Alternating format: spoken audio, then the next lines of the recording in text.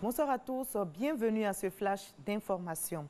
Le coronavirus poursuit sa course meurtrière. La pandémie touche plusieurs pays avec son lot de dégâts au plan humain, économique et autres. Le Covid-19 n'épargne aucun secteur. Les activités économiques sont menacées par la pandémie et face à la situation, la BCEAO prend des dispositions pour permettre à l'économie ouest-africaine de se maintenir à un niveau raisonnable. Des décisions ont été prises. Explication détaillée avec Adama Kone. La Banque centrale des États de l'Afrique de l'Ouest, BCEAO, suit l'évolution de la crise sanitaire du Covid-19 comme du lait sur le feu. En institution bancaire avertie, la BCEAO anticipe sur l'impact négatif de la pandémie sur l'activité économique. Pour ce faire, elle vient d'adopter plusieurs mesures. La BCEAO consent une première hausse de 340 milliards sur le montant qu'elle accorde chaque semaine aux banques, pour le porter à 4 750 milliards de francs CFA.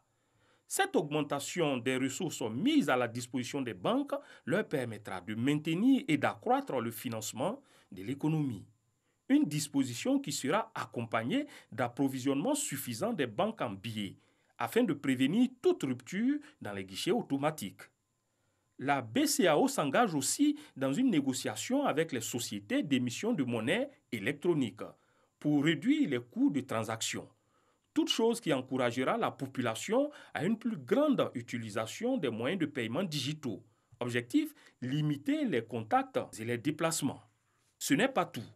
Au niveau des entreprises, la BCEAO ouvre ses caisses pour des ressources complémentaires de 1050 milliards de francs CFA pour permettre aux banques de refinancer 1700 entreprises dont les effets n'étaient pas acceptés dans son portefeuille. Elle encourage aussi les banques à utiliser les ressources disponibles pour le refinancement des crédits accordés aux petites et moyennes entreprises, petites et moyennes industries, PME, PMI. Les États ne sont pas oubliés. La BCEAO affecte 25 milliards de francs CFA à la Banque ouest-africaine de développement, BOAD. Cette somme servira à bonifier le taux d'intérêt et augmenter le montant des prêts concessionnels que la BOAD accorde aux États pour financer les dépenses urgentes dans le cadre de la lutte contre la pandémie. Au total, ce sont 8 décisions conjoncturelles prises par la BCEAO pour assurer une perfusion adéquate à l'économie ouest-africaine, menacée par le virus du Covid-19.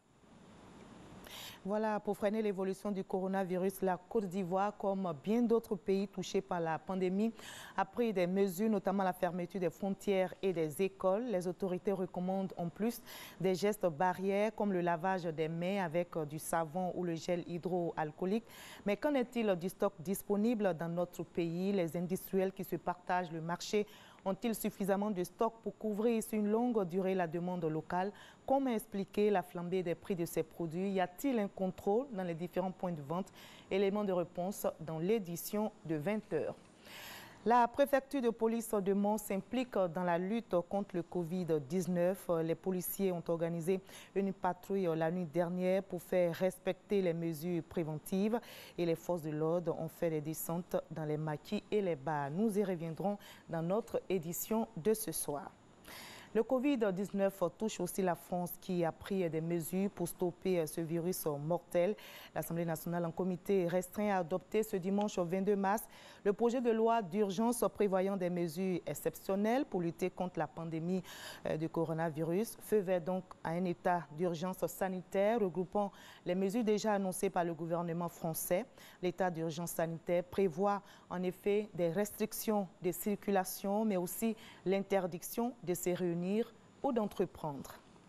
Du côté de l'Espagne, malheureusement, le nombre de décès augmente. Il est monté maintenant à 1700 et Pedro Sanchez souhaite allonger la période de confinement. L'état d'urgence serait donc prolongé jusqu'à la mi-avril si le Congrès valide cette proposition.